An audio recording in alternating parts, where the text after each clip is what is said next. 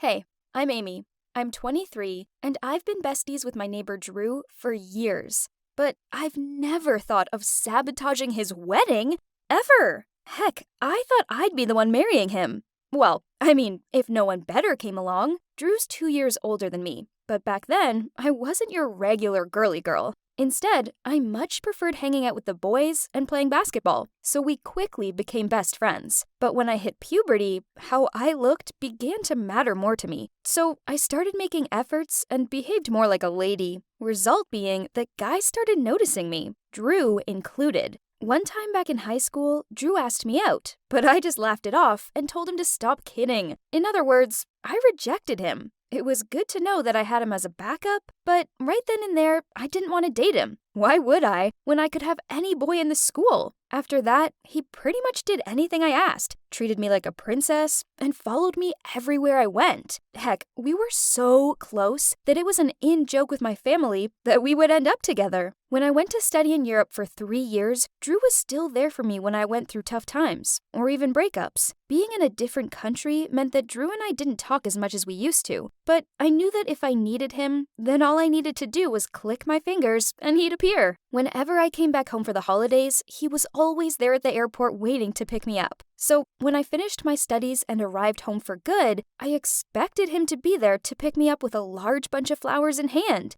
But no, he didn't show up. It was only my parents waiting for me. On the journey home, I sat there sulking. Drew had majorly annoyed me. How dare he stand me up? Sensing my mood, Mom asked, "Sweetie, what's up? Aren't you happy to be back?" I muttered out, "Yeah, I just don't appreciate Drew not picking me up." Mom casually said, "Oh, right. Although, I suppose planning the wedding is keeping him busy. I'm sure he just forgot." I sat upright in my seat. What? Wedding? Whose wedding? My mom then acted surprised. "He didn't tell you?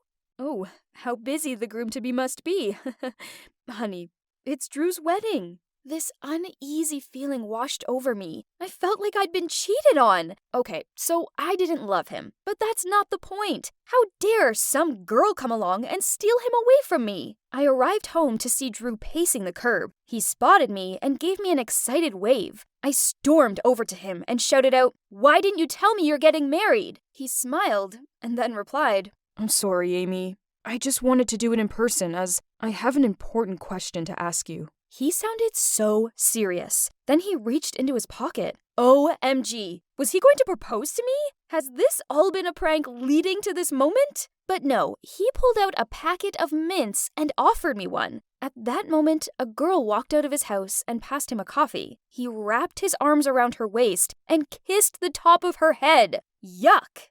"Amy, you remember Emily, right? She was in your year at school. She's my fiancé. We'd like to ask you to be our bridesmaid." Emily added, "Actually, he wanted you to be his best man, since we all know how close you guys are, but that would look a little strange, don't you think?" I just stood there speechless with my mouth wide open. No, I didn't remember this Emily girl from school, and I didn't want to be her stupid bridesmaid. Drew joked, "Aren't you happy for me? I know you'll love this. That's why I waited till now to tell you, to be able to see your over-the-top reaction."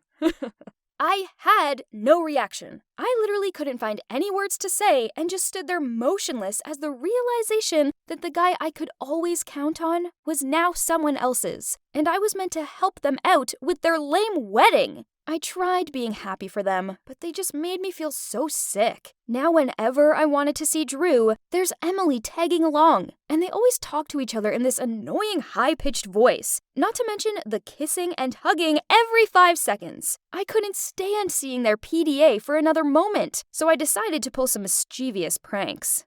First, I kept asking Emily to eat fast foods with me, which I told her that I extremely craved for since I'd been abroad for so long. But the real reason was just that I wanted her to gain weight quickly and be unable to fit into her wedding dress. And I succeeded. When the 3 of us visited the wedding shop, whichever dress that Emily liked to try, she couldn't fit in. So the only one that fitted her looked very old-fashioned and ugly. Seeing her sulky face, I was so happy inside. Until Drew ran towards her and comforted her. He praised her as the most beautiful woman in the world, no matter what she wore. And he was very lucky to marry her. Ugh, I want to puke for real. A few days later, Emily held her bachelorette party. As the party venue was close to my house, Emily and her friends decided to come over to prepare themselves before the party. Though I found it bothersome at first, then I realized that it's a good opportunity for another prank. That afternoon, when they were all busy putting on makeup and getting dressed, I offered to help Emily iron her dress as I was ironing mine. She agreed and handed me the dress.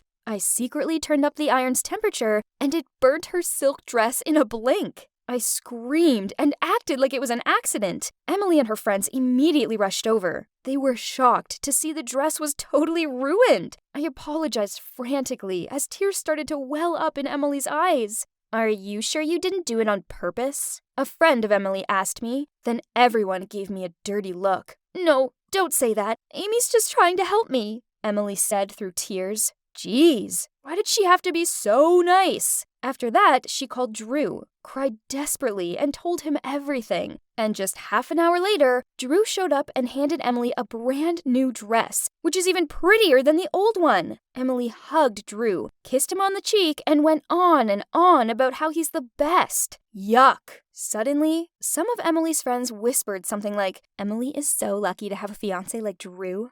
Unlike Carl, he is really useless. So Carl was Emily's ex, right? I wondered if he also wanted to break this wedding like me. So I did some digging online and easily found Carl. Then I messaged him, telling him I was Emily's bridesmaid and I had something super urgent to tell him about her. He agreed to meet me at a bar downtown. First impression, this guy's actually kinda cute. Turns out, goody two-shoes Emily has good taste in guys. As I sat down next to him, I noticed that Carl had been drinking a lot. But I didn't think much of it at the time. I gave my best convincing look and told him, Emily still has feelings for you. She's now having cold feet about the wedding. At first, he didn't say much. He just kept on drinking. But suddenly, he stood up and slurred out how he needed to confess his love to her. Right now! So I followed him to her house. That night, the bridesmaids were having a sleepover at Emily's to help her prepare the guest list for the wedding and stuff. I quickly came in and made up some excuse for showing up late. And that's when we all heard something noisy coming from outside. Everyone ran to the porch to check out Carl begin to drunkenly slur out something like, I will always love you, and such. Emily looked shocked and tried persuading Carl to go home. I watched on with a secret smirk as he threw up in her pot plant, accused the other bridesmaids of being traitors, and tripped over the cat as he tried to enter her house. Carl eventually passed out on the couch, and Emily, being Emily, placed a blanket over him. She didn't even look angry. Why? I couldn't understand why I had done so many things, but she could be so calm and overcame everything. The next day, when Carl woke up, they talked, and I was terrified Carl would tell Emily about my involvement. But instead, he apologized to her, wished her the best for the future, then left. A few days later, Carl asked me to meet him at a coffee shop. He asked me why I lied to him, as Emily said she was very blissful to marry Drew. I sighed and told him the truth. I also said that I didn't have feelings for Drew, I just hated to see the two of them together. Then Carl said, Don't let jealousy get the best of you. Listen to me, Amy. What we need to do now is restore our life and leave the past behind.